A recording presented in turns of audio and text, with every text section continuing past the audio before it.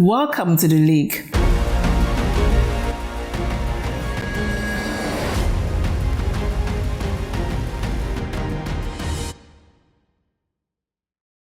Welcome to another episode of The League, a DBNC business talk show where bold ideas meet bottom lines and doing business in Nigeria moves from potential to playbook. I am Coach Linda Uneze, your host, and I'm joined with my co-host, Choma Mbanogo. Choma, how are you? Very well, thank you, Linda. I'm very happy to be here again. Awesome. So today we'll be discussing how technology and innovation is changing the face of Nigerian businesses. And we have a very special guest in the house, someone who is a friend of the family and who is the current managing director of Nigerian Communication Satellite Limited, in the person of Jane Egerton-Idehen. Did I get it right? Yes, you did, but I'm definitely happy to be here. Awesome. Definitely. Thank you so much, Jane. It's always a pleasure to meet you. I'm sure you know that because through the DBNC community, we've had the conference where you spoke twice. Yes. In 2022 and in 2024. Yes. And that's why I say you're a friend of the family at this point.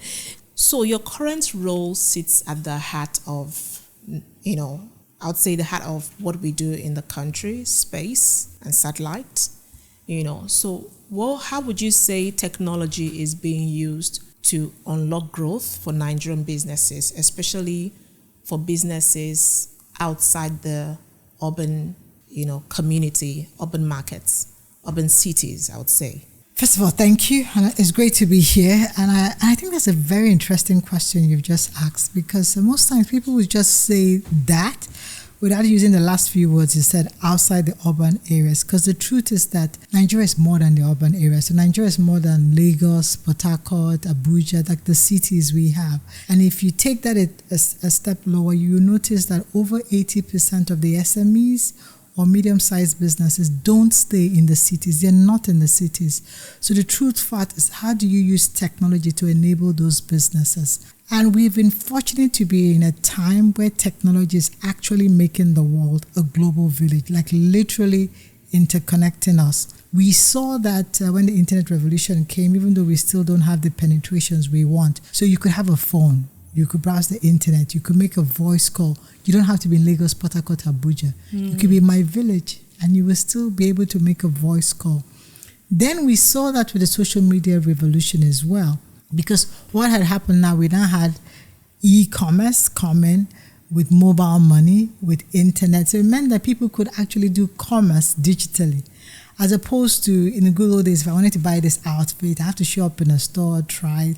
Now I don't need to. I could order it online, and the person making the outfit doesn't have to be in my city. I might not even know where they live or where they run their operation, but it means that traders could trade from anywhere, and there will be logistics to help that. So you could order something on Instagram. I always tell people that I think it was 2017 when I had to redo my house, I had to renovate it. And 90% of the vendors that partook in that renovation, I found them on Instagram, and I never knew them. But they all delivered, and I had no issues with their delivery. But that's what had happened, is that small businesses became more involved in e-commerce because social media made it possible. So you could see that technology, in a way, is finding ways to create not just financial inclusion, but digital inclusion, so that we can operate beyond the cities. Because we're not looking for entirely urbanization, isn't it? We're looking for development and sustainable development. So it doesn't mean that people have to be in the cities. They can be in the rural areas, but they can use technology to improve their lives. And I think that's the ultimate goal for any nation in this day and age looking for development. So that's the goal for Nigeria. That's interesting. And back to what you've said about using vendors you've never met, even in my business as well, there are certain vendors we used that we never met until the day of the conference. Likewise, our graphics designer, till now we've never seen him. He's working from, I think, Ondo. I don't even know what state. So yes, technology has been an enabler for a lot of businesses, and we're hoping that more businesses outside the urban cities can take advantage. So thank you for sharing that. That's an interesting insight. Very. So I was just going to ask, presently, NigComSat operates in a place where it needs to really align with government policies, but then it really needs to be agile, it's still tech. So how would you say that, how do you navigate the balance? So this is how I see it. So NigComSat, being a satellite operator for the Nigerian government, wears two hats.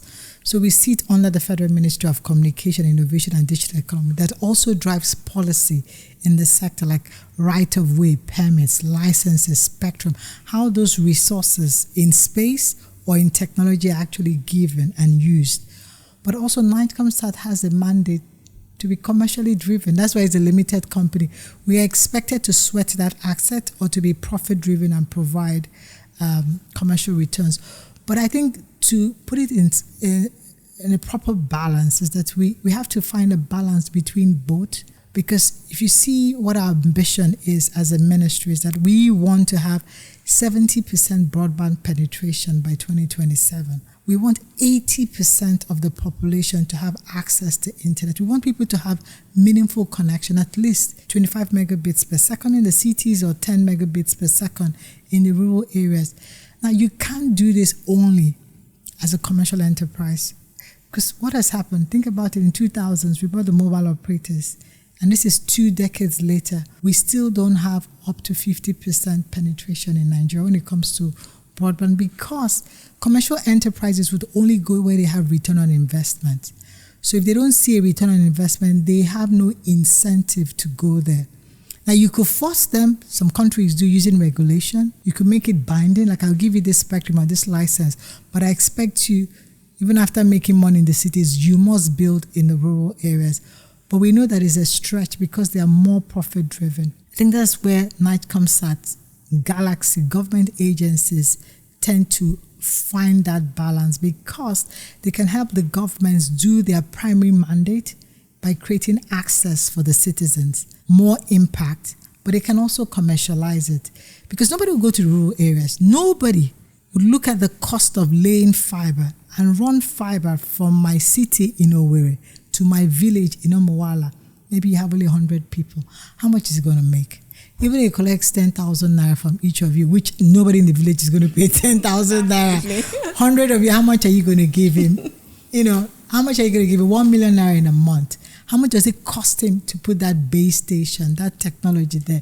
When is he going to get his return on investment? So you see that the onus is also on the government to create that inclusion. I think that's where agencies like NigComSat and Galaxy comes. So NigComSat does the satellite part and Galaxy does the fiber.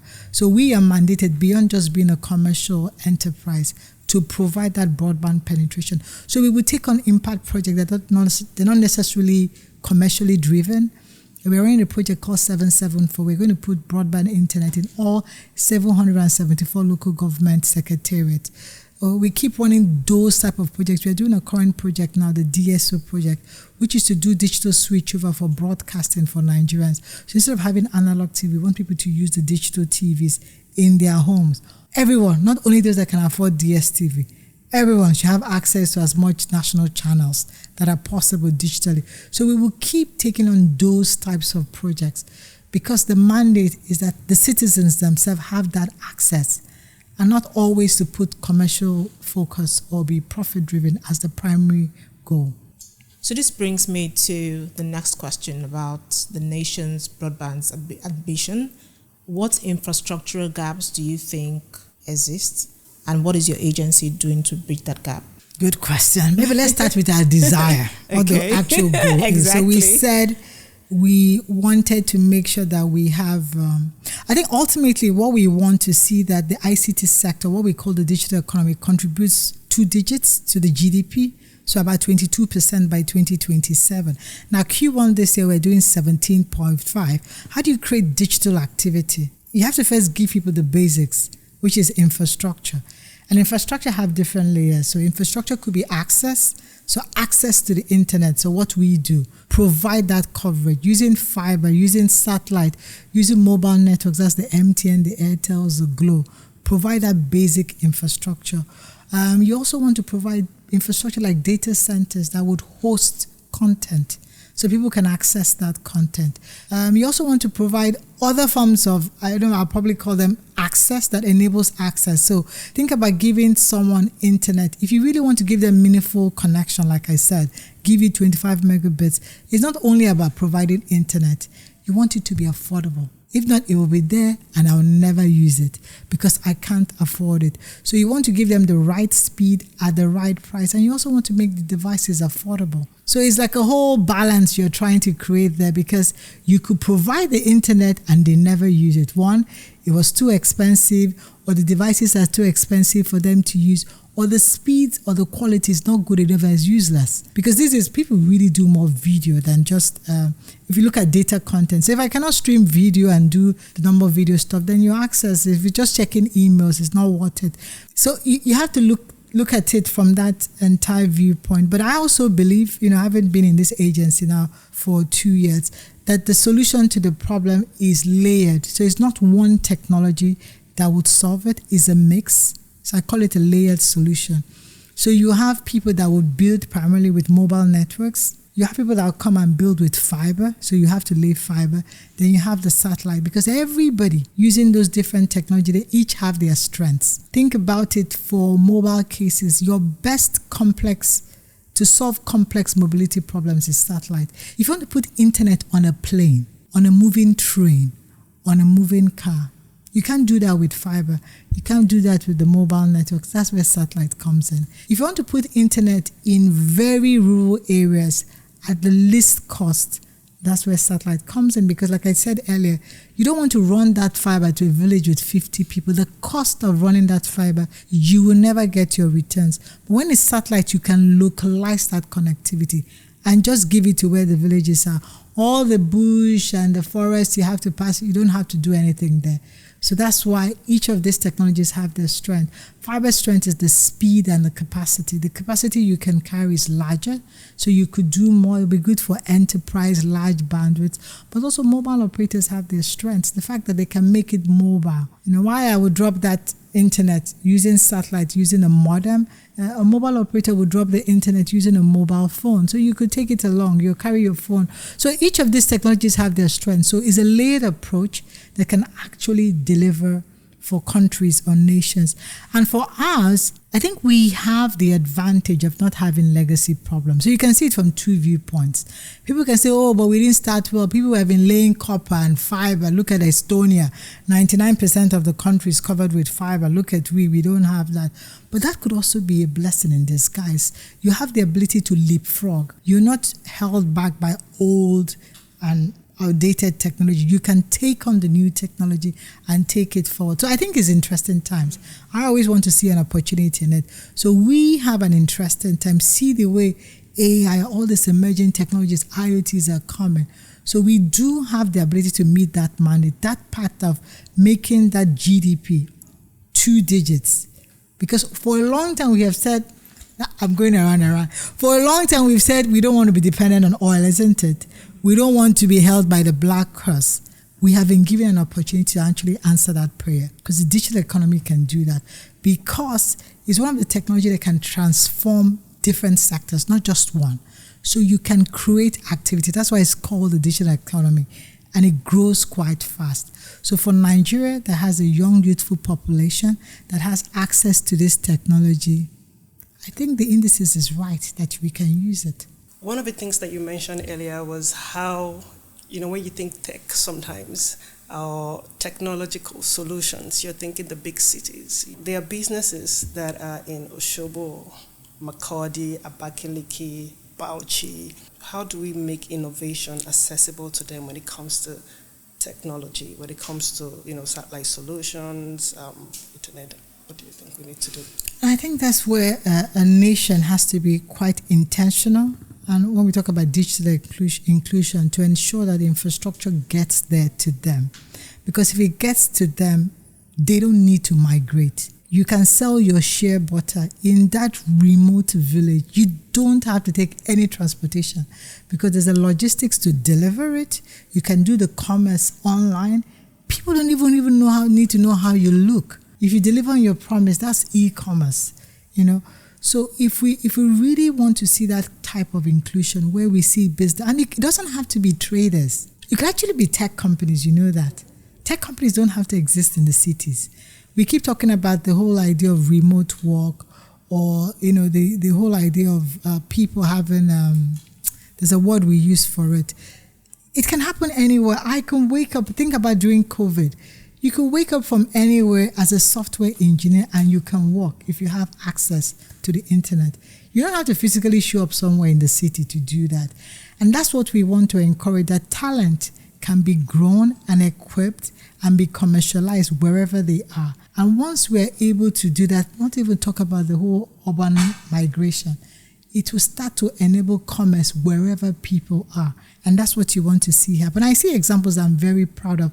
There's a group I follow on Instagram. I can't remember the name. They do animation, CGI and all that. These are some young men in some remote place. I don't know if it's Kadu or Kaduna, winning awards globally. They're not in any city, from a very remote part. But it's just a great example of commerce can take place anywhere. And the real goal is that we enable those businesses, be them fintech, e-commerce, if they are agri-tech companies, health tech companies, logistic companies, whatever they are, we enable them where they are, because the way technology is evolving now, they don't have to migrate. They can be where they are. If they have the tools and the right enabling environment, they would actually do their commerce there. So I think that's the ultimate goal for Nigeria. And COVID just really made it. You know how we were thinking about it before? Yeah. We would have been having this argument and you'd be like, yeah, but this, and my friend said she couldn't transport or whatever. How about who? But during COVID, think about it. Even to education, who went to school? People did it remotely. Think about healthcare. A sneak peek of what was You're possible. having consultation online, isn't online, it? yes. Because doctor could not see you physically. Yeah. There was no part of the economy that wasn't touched. Even though you talk about deliveries, everything was done remotely. So it just tells you that it's possible, but for a long time we had given ourselves excuses. Now we have found out that you have to do it. That is the future that awaits us. Like you said, COVID has helped us embrace technology more, I would say. And even today, we're not going back to the way we used to work before COVID. A lot of businesses are being done online. I coach as well. I'm a certified coach, ICF. And I never meet my clients. I'm sure in the past they would have insisted they wanted to see I you. want to do physical. So now it's via Teams, Zoom, just virtual. We meet virtually. And that has even opened up the opportunity to coach people in any country. So it has even helped with my coaching business. Now I can coach anybody from anywhere in the world. So yes, we just think that there has to be more, awareness around the use of technology and how it can, support businesses. So that's a valid point. So lots of digital skills training is required, because if you want people to use technology, you have to make sure that people are not, for culture reasons, are not afraid of it. People are open to the idea of trying and transacting online and seeing that it's credible and is valid. Like I have a mom that still will not use an ATM card. She would rather go to the bank. We've even tried to get an ATM card. She will keep it. She's in her 80s. I think it's just this adverse, whatever idea she has about ATM cards and all that. So that's where, digital skills or creating awareness is really important. Because think about it, if my mom that lives in a city thinks this way, people in the rural areas, the kind of stories they've heard. But when you create awareness of how the technology can help them in solving problems, and it's not trying to do anything scary to them or disrupt their entire process or procedure, then they are probably more open. Then if also create technology in a way that they can relate and adopt it. And I think that's another awareness we're coming in terms of localizing tech, and that's where AI will be very brilliant. Why do the call centers have to speak in English? These people don't even understand what you're saying. Speaking their local language makes more sense to them. Then they'll be more open to adopt that technology. The content in the way it's presented is presented in a way that they can consume it. Sometimes we do content, think everybody went to school. Not everybody is a 100% educated person. So create content that could be accommodated and seen from that light. So I think if we do that, it makes adoption easier for those that are in the rural areas. Because it's not only about the money thing. It's not about trying to make devices cheaper alone or make internet connections cheaper, but it's trying to make it easier to adopt and to use. And that's why sometimes I'm proud when I see some of the examples when people make featured phones that can, speak local languages or have prompts or notifications in local languages. I appreciate that because that is you trying to connect to the market or to the audience. So hopefully maybe soon we have laptops that you can type in pidgin. You can type in pidgin, right? That would be interesting. Would we even know what to type? That's an interesting business case for someone to try. Exactly. Because we used to say that to the call centers, like decades ago when we started, to the telcos, that because all the call centers, think about it when you call your phone, this number is not available now, please. Could it be in pidgin? Could it make sense? And that guy will not shy away. And he doesn't think that, he has to be educated to use the phone. And we saw use cases where it actually shows that just make it relatable. Education not necessarily might not be a barrier if you make it relatable to the audience. Now I'm talking about the early days in the telco when we found that a lot of traffic were coming from places like Onitsha. Only to find out the traffic was driven by traders who were using it for their trading activities late at night, talking to their suppliers in Asia and other places, because the data they were consuming was ridiculous and we couldn't justify it. So we actually had to go and make sure that something was not amiss. And when we found that, we started to create packages for them. And that's how we adapted to this market. And I think that's what's also important for technology. When we came in, because I used to work for European vendors, we would bring our solutions as created for the Western market. And we found that they didn't work in this market. So for example, voicemail never took off. But voicemail was a paid service in Europe and in the US.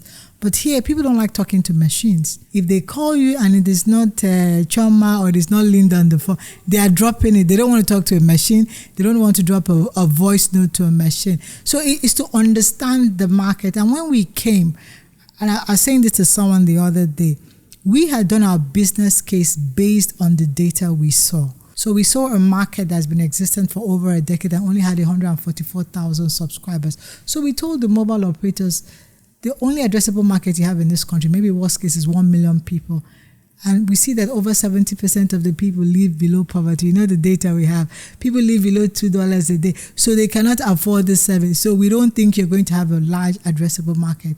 And they took the risk, came into the markets and proved us wrong on all points. Because you found out that we had data we were looking at through a different lens.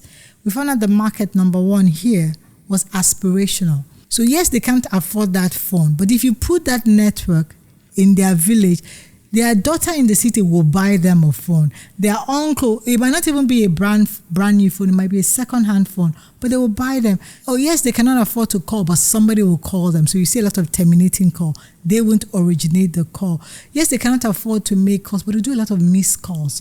They'll call someone to call them back, what we call flashing. So when we started to understand the market, we started to repackage the products for the market. And that's one thing I would like to say about technology. Just learn to adapt it to the market. Now we're talking AI and this. What's important is how do you actually deliver that solution in this market? The way it worked in Europe or US doesn't mean it's the same way it's going to work in this market. So we have to adapt it.